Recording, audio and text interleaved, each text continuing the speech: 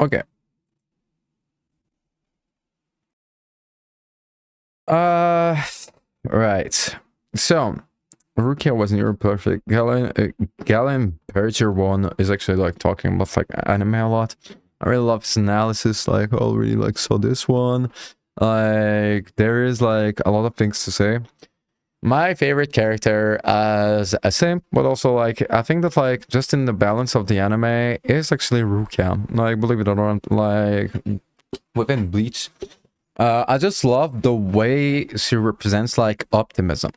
You know, like in this world where like there is like Ishigo that represents like strength and bravery, and basically Rukia just represents like this optimism. You know, this not all powerful, but yet like all that righteous and beautiful optimism.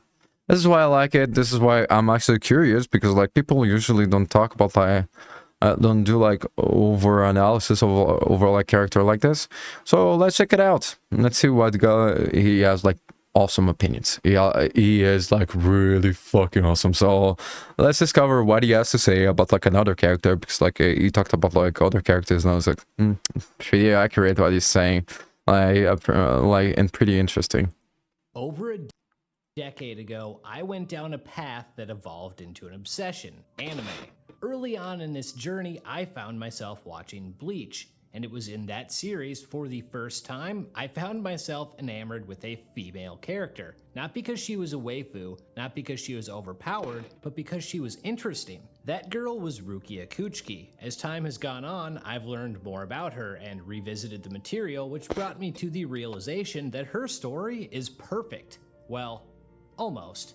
But we'll get to that. To understand the depth of her character and appreciate her immense growth, we have to start from the beginning. 150 years before the main story, Rukia and her sister Hisana lived in the slums of the Soul Society until Hisana abandoned her. Somehow, she survived long enough to bump into a boy named Renji, whom she quickly befriended, and together they put together a sort of surrogate family for orphans like themselves. Sounds nice, right? Well, within 10 years, everyone but those two had died. Rukia and Renji made a promise to become Shinigami to escape the place that had taken the lives of everyone they loved. When they do this, things basically go too well. She catches the eye of a noble named Byakuya Kuchiki. Because of this, she flies through the ranks and gets adopted by his family. But this ends up separating her and Renji. Before Okay, so this scene is actually really interesting, because I don't know if you know the scene. Actually, no one knows this scene. Basically, Rukia says like to Renji, "Oh, by the way, I got adopted. That she got adopted by the Kutsiki family." And Renji do not understand, and is like, "Yeah, awesome for you." And she becomes sad, and there is not like a real explanation on why she is disappointed. But like, what's interesting is my opinion is that she's disappointed because the Kuchiki family is at this point again stranger, and Renji was her only friend.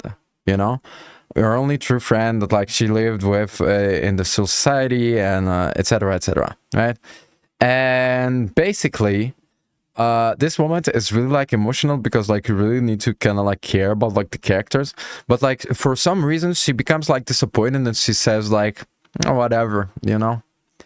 And this whatever, I actually felt that like it was really like, we're still alone, man. Like, these people are complete strangers. Like, I thought that like you'll be sad that like I'm separated from you, you know, something like that, you know, instead of like going into this uh, fake happiness that like they both have to share, because they come from like the slums, right? They were poor.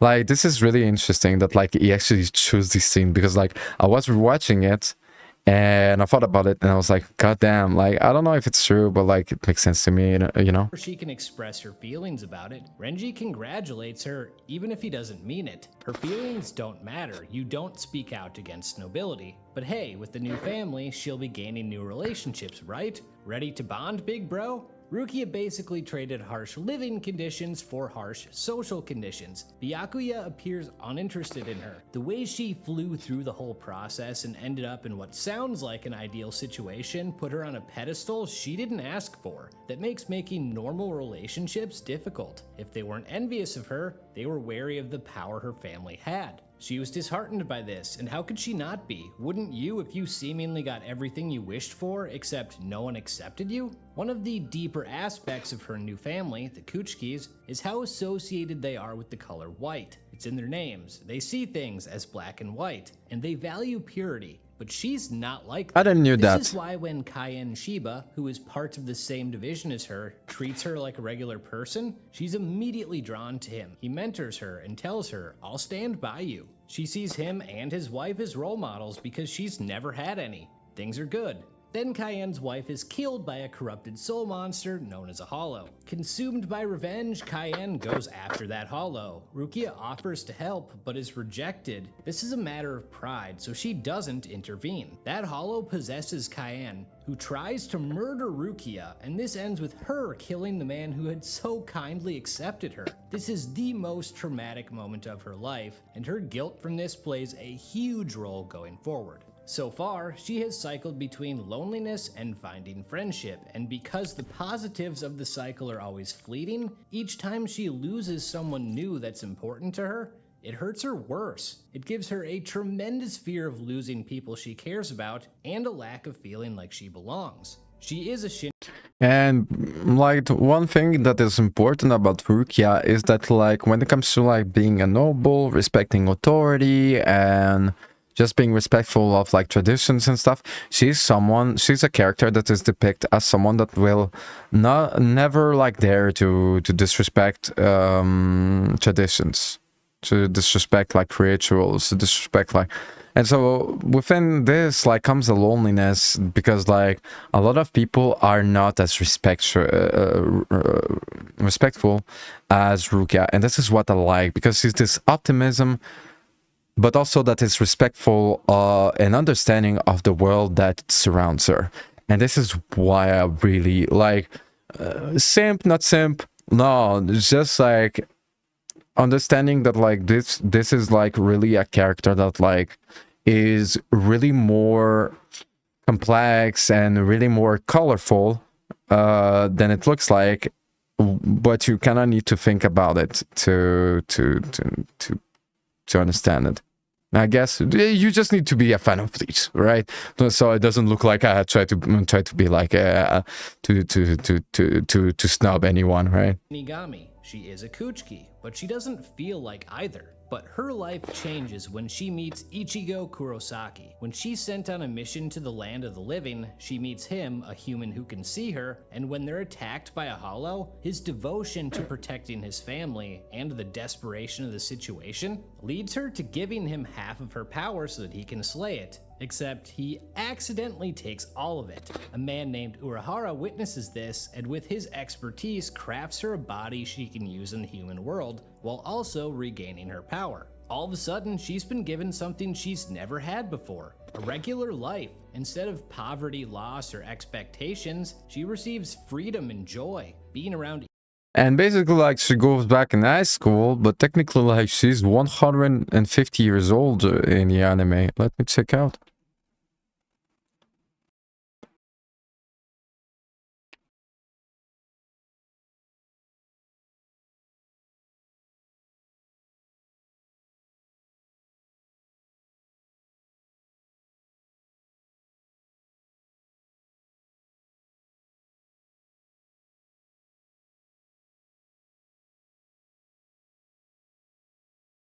Yeah, 170 years old.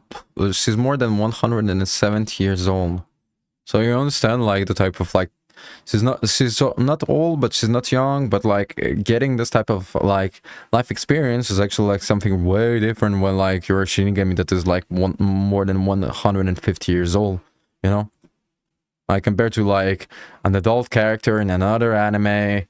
Like, because in Bleach, like, a lot of characters are actually, like, really old, even though if they even if they sound different, if they sound like young, you know.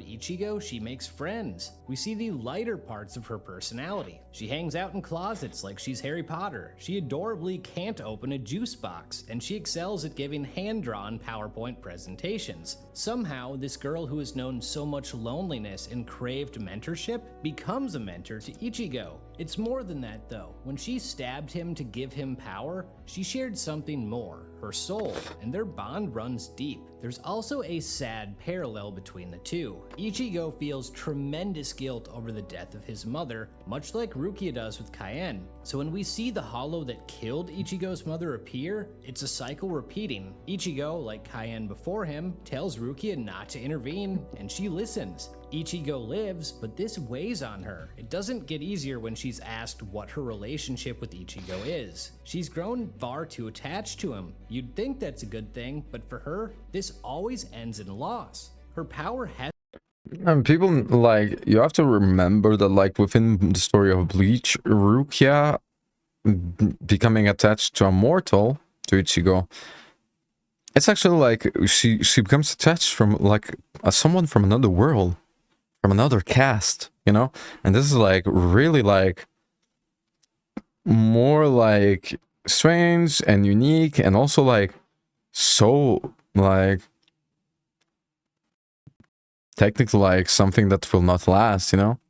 It should not, you know? hasn't returned either. She decides to distance herself from him by leaving, and she does not want to be followed. While in this vulnerable state, Renji appears, then Byakuya. What she's done, giving power to a human, is a serious crime in the Soul Society. Remember, Byakuya is a stickler for the rules, and she can't stand up to him. That's when Ichigo And technically she is as well, like, and respectful just out of, like, respect of the tradition, respecting of the world that she lives in, you know? arrives. A fight ensues, but her brother is too much for her friend. She can't watch another person she cares about die. So before the finishing blow, she bluffs and says, he's not worth killing, just take me and go. She tells Ichigo off too, trying to dissuade any potential for future harm to him, and then she's taken back to the Soul Society. From here, it's a whirlwind of emotions. She learns she will be executed for her crime, but what truly breaks her isn't the punishment, it's everything else. The guilt of Ichigo getting hurt because of her. The weight of Cayenne's death looms to the point she feels her execution is justified. She learns Ichigo is attempting to save her. She senses Renji's spiritual pressure vanish, wiped out by her own brother. Then to top it off, Cayenne's brother Ganju is part of the team trying to rescue her. It's all too much. Then Gin Ichimaru gives her one more metaphorical dagger to the heart. He says, I'll help you escape. And for a moment, she feels hope again. This forces her to confront the fact that she does want to live, that death is an excuse to stop her pain. But Gin only said it for the lulz, to give her hope, then tear it away. And that's exactly what it does. As she's waiting to be executed by Firebird, she makes one final request. Please spare her friends. Even now, she's worried about losing others, and you can see the lack of value she places in her own life. When that request is agreed to, this is the closest she gets to feeling at peace. And it's at this moment that Ichigo arrives and saves her. No matter what happens, he will always be there to do so. Her life has value, especially to others. It makes sense that the person who breaks her mental shackles is the person she essentially shared her soul with. She can feel his strength, and while she won't thank him, she does smile. But And, like, technically, like, you can see what I was saying about what I like about Rukia in the way she accepted her own execution. Like, if you watch the anime, like, basically, like, I'll say it again, like, the reason why Rukia is my favorite character in Bleach is basically because of how respectful and just honorable she is as a Shinigami, as a character, as a heroine, as a person, right? And basically, like, what I like about it, like, if you watch Bleach, basically you can see that, you can confirm that by how she respects her own, like, execution. She is completely aware and accepting of what the judgment of the society above on her, and she does not fight back, you know. This doesn't fix everything. She wants to help, but she's told no, again being helpless to defend someone she cares about as Ichigo takes on her brother. Oh, there's been something looming in the background during all of this. When Urahara gave her a human body, he added something called the Hogyoku, which Holy fuck, brother, where are you been? How are you? I'm doing great, like, just doing, like, right now, like, doing my, like, stuff on the side. Doing my content, like doing my reaction duty, because, like, stuff actually works. How have you been? Like, and I'm basically, like, basically I'm watching YouTube online and it gets used, like, might as well, because, like, some of the stuff that I watch actually, like, brings me, like, wants me to go to I need to go to therapy after watching it. So I'm like, here, I shit to you my whole fan of anime, because I'm a big fan, you know. How about you? How was your day? Thank you for blessing my day once again by your presence. is still inside her. This is the reason her powers didn't return before. It turned her self-loathing, her feeling of powerlessness, into reality and kept her from recovering. This is also the real reason she was sentenced to death. It was a conspiracy to retrieve the Hogyoku. Aizen extracts this from her, but her life is spared when Byakuya of all people comes to her rescue. But it makes sense. Ichigo defeated Byakuya, and this shifted his perspective. Long ago, he married Hisana, and she felt tremendous guilt over abandoning her sister. She made him promise to find and protect Rukia. This is why he brought her into his family. Up until this point, he had been torn between two conflicting oaths, one to his wife I'm good, man. Happy to see you back. Thanks so much. and one to uphold the rules. But seeing how Ichigo managed to shake up the entire Soul Society gave him the strength to choose a path. He may not have shown it, but he has always cared for and wanted to protect Rukia, and here he can finally do so from Aizen. Yeah, and basically, like, Byakuya is also, like, someone exactly like Rukia, but is way more weak. You will think, like, he's weak because of his own personality, but he is more, like, trapped in the Soul Society than Rukia is, because because they are the same, because they share a mentality that is similar, but where, like, you will think that, like, Byakuya Kitsuki is actually, like, someone that is powerful because of his status, in the Gote or stuff like that. No, it's absolutely, like, he's probably the weakest Shinigami in the whole Soul Society, just because of how rules that surrounds them and the world that surrounds him actually, like, force him to be, and how, like, some things that he agreed upon as himself actually, like, lock him up in certain situations where, like, for example, well, he has to betray Rukia, he has to go against his own like moral, you know. And that's, like, what I like and what I find interesting in Bleach. It's like some things that are, like, about, like, Japanese traditionalism, Japanese, like, let's say, like, way of the samurai, you know, like, to be really, like, way of the honor, you know, that I really like, and that are really interesting, and that are really well portrayed in Bleach, as because within, like, this cast of Shinigamis and the Soul Societies and the Gote and everything, you know. You can rely on him now.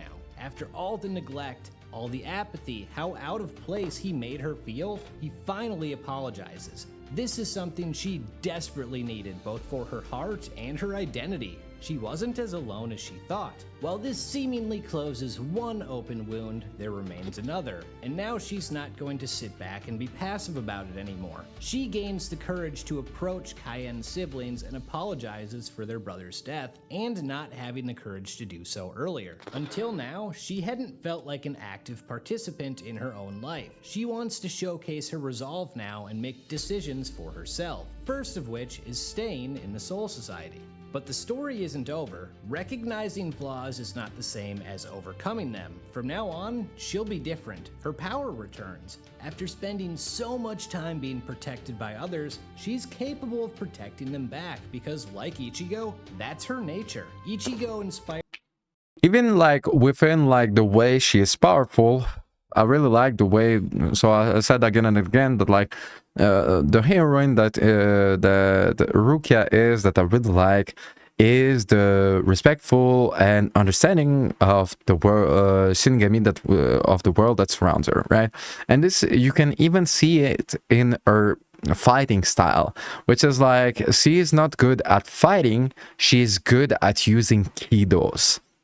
Kidos are basically like magic spells in within Bleach, and basically like this is really like cool because if you understand what I'm trying to explain about like why I like Rukia, you probably understand. It's like once you understand this, it's like she's really like this, like not all powerful, not all mighty, but like really like powerful within its presence and personality, character that really like made me like really love this story. And Her to move forward, and when he's struggling with his inner hollow, she does the she's technically like not this sidekick character that basically is next to the main character that says, yeah, go, you know, like do your best, you know, like basically like a supporting character.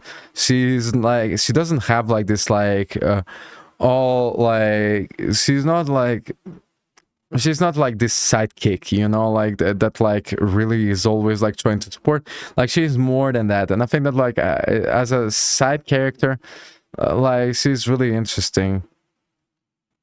It is called, so there is like a protagonist, and basically Rukia is called a deuteragonist. Like she's a good deuteragonist. Let me check if it's the real name. A deuteragonist is the second most important character of narrative after the protagonist and before the protagonist. But basically, like, you have the protagonist, right, the main character, and then there is the second main character, you know? And this is like really interesting. All right.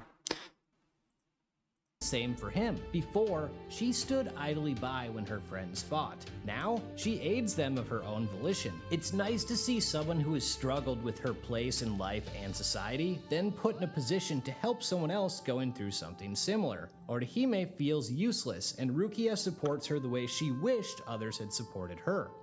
Yeah, but like right now I'm actually like asking myself, like, technically you only compliment her. It was saying like was nearly perfect so far. Like so far it says like nothing too bad, you know. She's living proof that you're only in the way if you lack resolve. But character growth is rarely linear, so let's test Rukia's resolve. Orihime is captured and Rukia finds herself face to face with Cayenne. Here, her weakness reemerges. When he asks her to atone by sacrificing her life, she agrees. But something is different. She needs to save Orihime first. Cayenne tells her to slay her friends, and it dawns on her, this isn't really him. He would never ask her to do that. She defeats the man wearing the face of her greatest failure, and in the process, she conquers the trauma and guilt associated with it.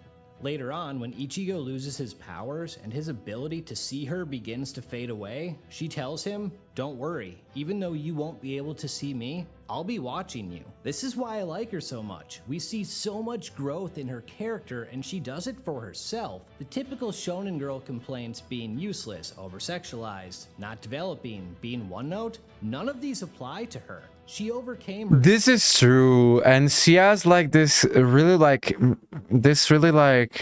Rukia is beautiful. Like, look at what she looks.